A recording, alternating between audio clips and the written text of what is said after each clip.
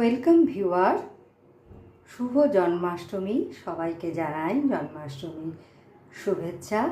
প্রতিদিনের মতো আজও আমি চলে এসেছি আমার গোপালের মধ্যাহ্নকাল ভোজের থালি নিয়ে। এটাই আজ আপনাদের সঙ্গে আমি শেয়ার করব। থালিতে আমি নিয়েছি বেশ খানিকটা ফল, আর নিয়েছি পোয়া তালের বড়া, নিয়েছি দুটো লুচি, নিয়েছি সাদা ঘি অন্ন, আর তার সাথে নিয়েছি 5 রকম ভাজা, বেগুন ভাজা, পটল ভাজা, কুমড়ো ভাজা, ঢেঁড়স ভাজা ও আলু ভাজা। লুচির সঙ্গে খাওয়ার জন্য নিয়েছি ছোলার ডাল, আর নিয়েছি পনির, আলু ও ক্যাপসিকামের রসা। তারপর নিয়েছি গুড়ের পায়েস, যেটা আমি খেজুরের গুড়, কাজু কিশমিশ দিয়ে রান্না করেছি।